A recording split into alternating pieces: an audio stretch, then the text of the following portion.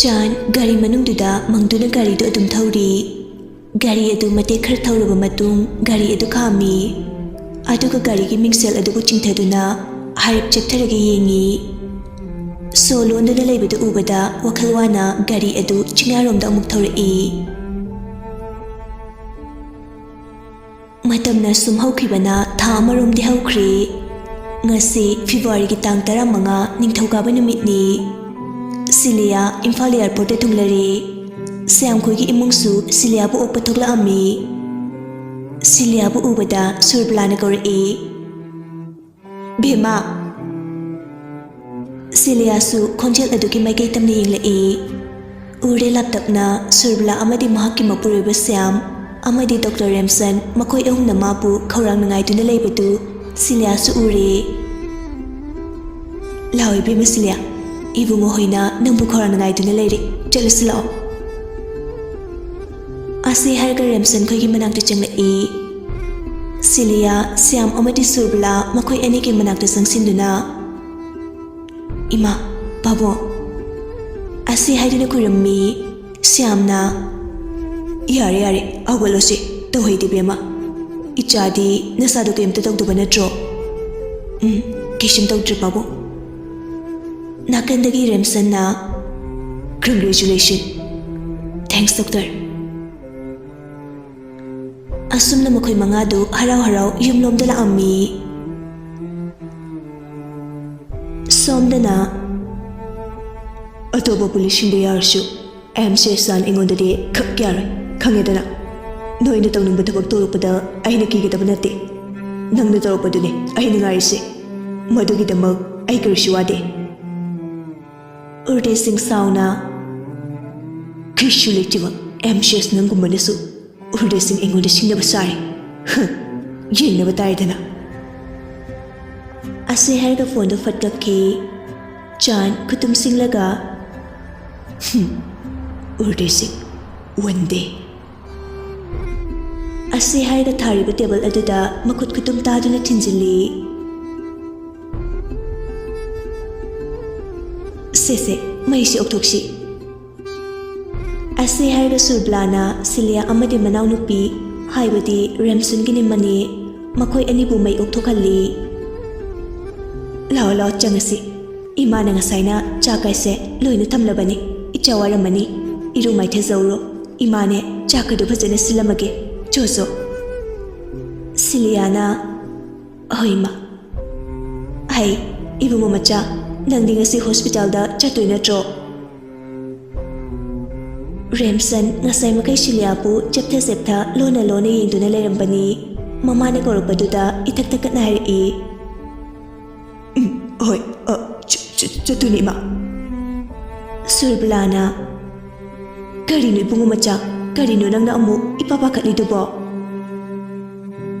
Surblana asumna harippadudadi Silia su onthoktuna Remsen de yinglai.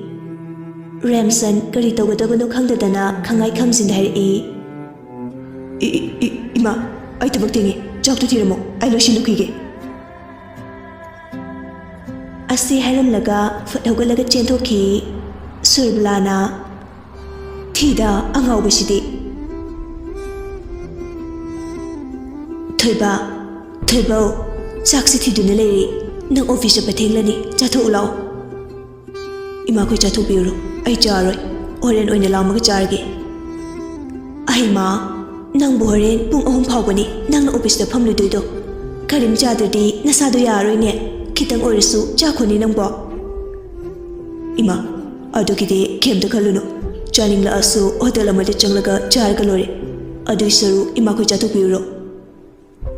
Hoi pare adudi ima koi chawrage ko.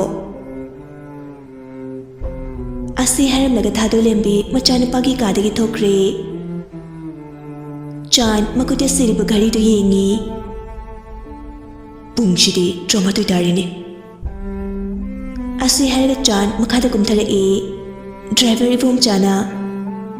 Sir, chapira doira. Chana. Cholse. Pungshishu trauma to dalerame. Driver ibum Chana. Furniture.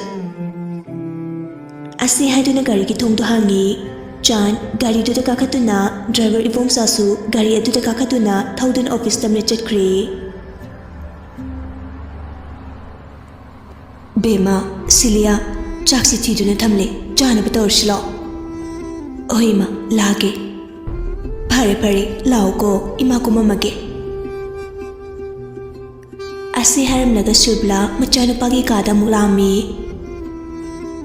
Bungo Tarima chaksi thiraga lere chana batorshlo. Oi ima ko mamo lage. Thuro ko ima mo ko balakpaga ngamaroi ko lao. Asi haram laga shubla chakumlom de changkre. Lao bema sida phamo. Siliana oima. Asi haraga phamthai mayamdu harau chaktu saminari. Remsen na ima aiginum taige. Karino hayune. Avese nate Shilia haiba soire. Aima karino bungo nang ni itak tak liduna. Silia kay dorage me. Magine dress kura lay. Wadu mana haiba loitringay mamana marak fatat laga hari. Hoin he ay sukhandi khalamane. Ado nang di hospital chatlado iramni ne. Ado na imaga oy na hekta chatlu bahay duni. Remsen tauksina duna hari. Ima oy do si hospital do krathing ni chatkani. Ado na ay goy na chatlu rage ba. Kuima. Surbla suma tawdu bu khang na duna hari.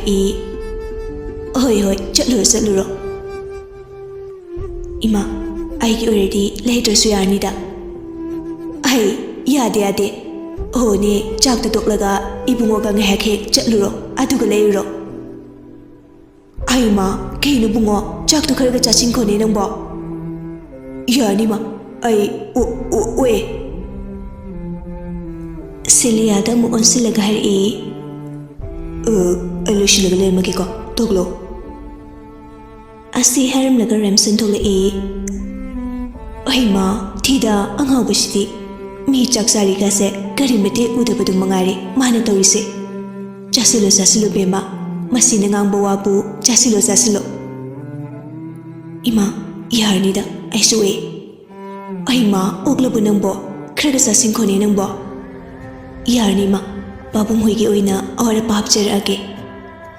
Siam na yari bema ipagi di sini yarni. Namagi oina awara padi yingbiyo. Namarine mabuk sukara adum chawjabani yingbiro Surblana Aima moiba nangso angang mangsida aibu changari tahpire aibu thibung yamna law su tahanbire Silia nafetona yarsima Asi harga khare khachikno yengone bema noi babung harise aishibu yamna saba phaba midu mangaire Siamna achum bahayati mi singse asum tongna bra khangde bema ipani hogolamage ko icha phamau ko ai babung asi haram naga siam thokre masidi bako pelabani aidi bema nang soga charo nei doctor ngai tu leramani ima kolik chariba myam sidi yare imane dum da horake Ichagi chatobudu chachauro jojo Siliana imaditi ay hogolamage Hoi hogolo Asumne Siliasu magi kada changlagtuna dress lotion kre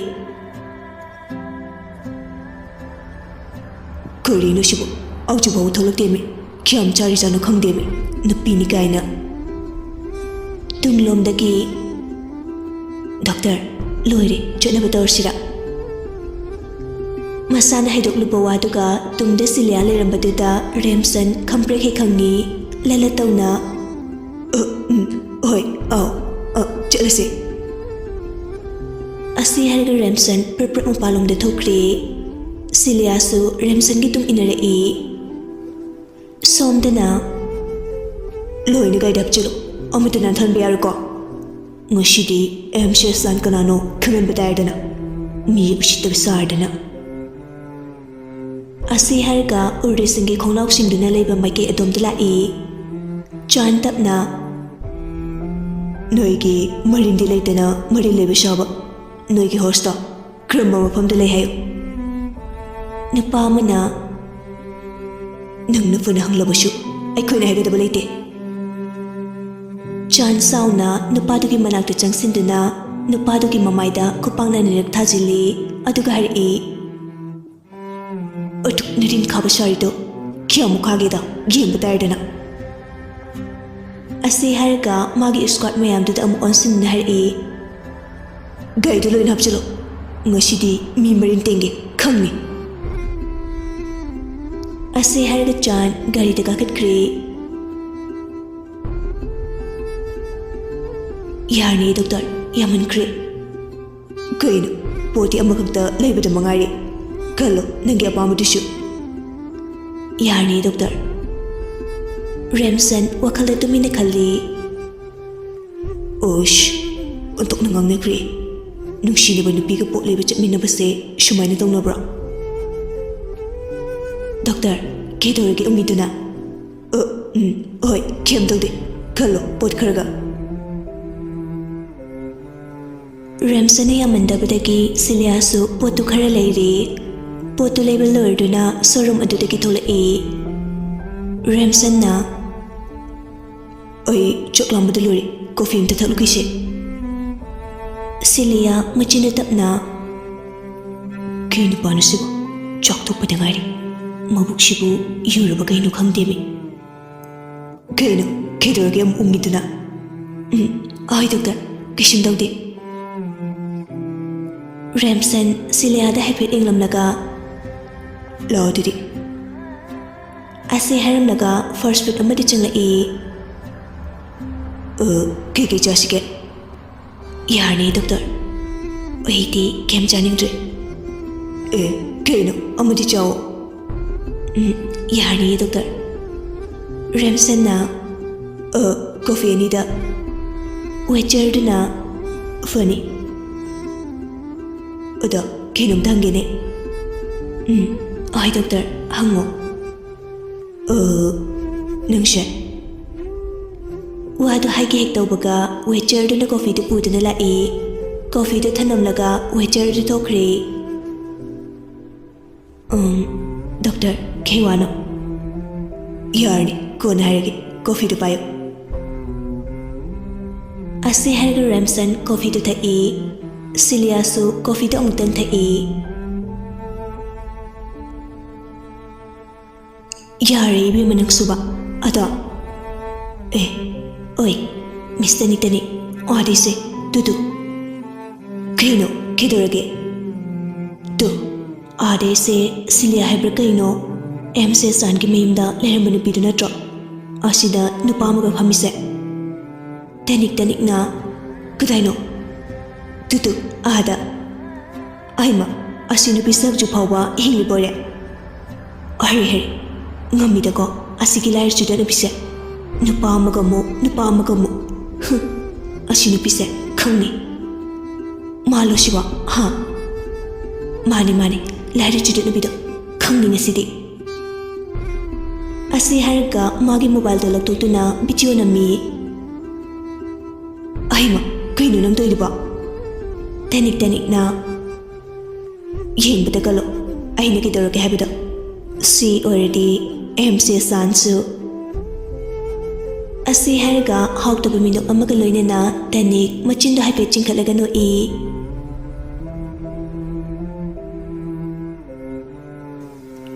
ay noigi postu kadade le hayo nupada na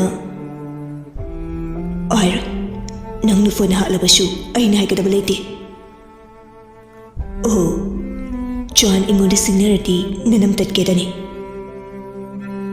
Asi harga manakta leiriba party na tudagi ising makamakallaga nupadugi mamaida haisili.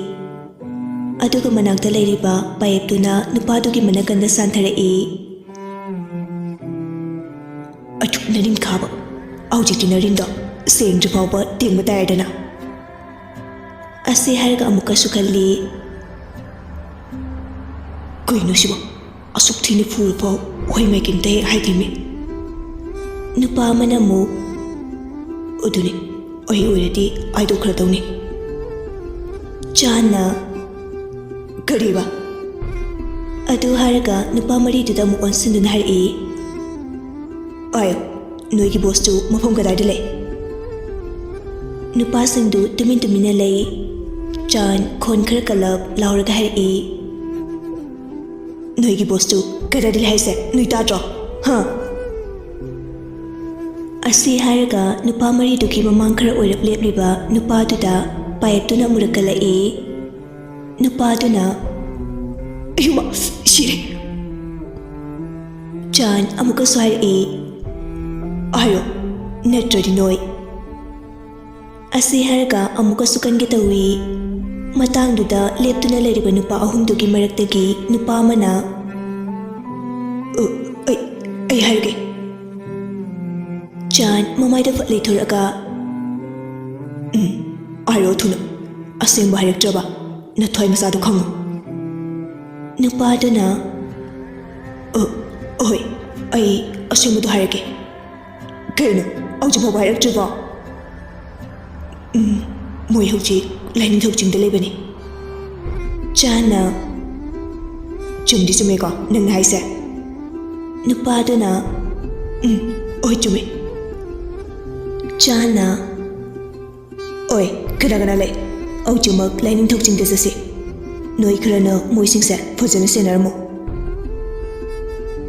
ꯑꯁꯤ ꯍꯥꯏꯔꯒ ꯃꯥꯒꯤ square 11 ꯂꯣꯏꯅꯗꯨꯅ ꯂꯥꯏꯅꯤꯡꯊꯧ ꯆꯤꯡ ꯇꯝꯅ ꯆꯠꯈ꯭ꯔꯦ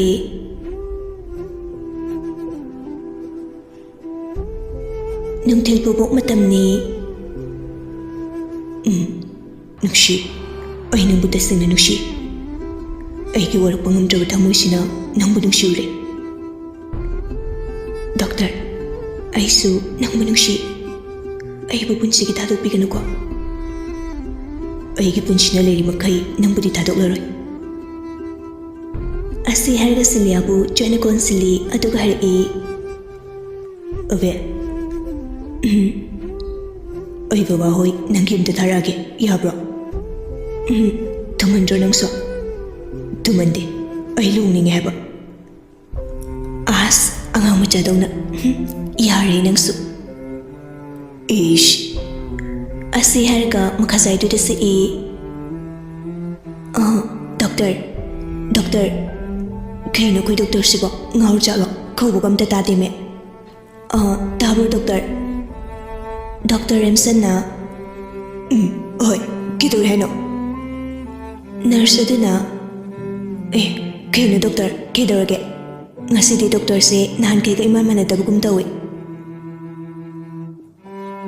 ꯔꯦꯝꯁꯟ ꯉꯁꯥꯏ ꯃꯈꯩ ꯃꯥꯅ ꯈꯜꯂꯨꯔꯤꯕ ꯁꯥꯒꯠꯆꯔꯨꯔꯤꯕ ꯃꯌꯥꯝꯗꯨ ꯋꯥꯈꯜꯅꯤ ꯍꯥꯏꯕ ꯍꯧꯖꯤꯛꯇꯗ ꯋꯥꯈꯜ ꯇꯥꯔꯛꯏ ꯇꯞꯅ ꯀꯩꯁꯨꯝ ꯇꯧꯗꯣꯏꯗ ꯁꯤꯛꯁꯇꯔ ꯑꯗꯣ ꯁꯤꯛꯁꯇꯔ ꯀꯩ ꯅꯔꯁ ꯑꯗꯨꯅ ꯗꯣꯛꯇꯔ ꯄꯦꯁꯦꯟ ꯑꯃ ꯑꯅꯥꯕ ꯍꯧꯔꯦꯅ ꯍꯥꯏꯒꯦ ꯇꯧꯕꯅꯤ ꯑꯗꯨꯗ ꯗꯣꯛꯇꯔꯗꯤ ꯀꯧꯕꯁꯨ ꯇꯥꯗꯕꯗꯨꯗ ꯔꯦꯝꯁꯟ ꯅꯔꯁꯇꯨꯒꯤ ꯋꯥꯗꯨꯗ ꯈꯤꯇꯪ ꯏꯀꯥꯏꯔꯞ ꯇꯧꯏ ꯑꯗꯨꯕꯨ ꯏꯀꯥꯏꯗꯕ ꯁꯥꯗꯨꯅ ꯍꯥꯏꯔꯛꯏ ꯍꯣꯏ ꯁꯤꯛꯁꯇꯔ ꯑꯩ ꯂꯥꯛꯑꯒꯦ ꯁꯤꯛꯁꯇꯔ ꯍꯥꯟꯕꯤꯔꯝꯃꯣ ꯍꯣꯏ ꯐꯅꯤ ꯗꯣꯛꯇꯔ ꯑꯁꯤ ꯍꯥꯏꯔꯝꯂꯒ ꯅꯔꯁ ꯑꯗꯨ ꯊꯣꯛꯈ꯭ꯔꯦ ꯔꯦꯝꯁꯟꯅ ꯑꯁ ꯀꯨꯏꯅ ꯍꯧꯖꯤꯛꯀꯤꯗꯨꯕꯣ ꯑꯩ ꯉꯥꯎꯗꯣꯔꯕ ꯀꯩꯅꯣꯝ ꯇꯧꯔꯦꯗ ꯑꯁꯤ ꯍꯥꯏꯔꯒ ꯃꯀꯣꯛꯇꯨ ꯈꯣꯠꯂꯤ ꯑꯗꯨꯒ ꯃꯥꯁꯨ ꯄꯦꯁꯦꯟ ꯂꯩꯔꯤꯕ ꯀꯥꯗꯨꯗ ꯆꯪꯈ꯭ꯔꯦ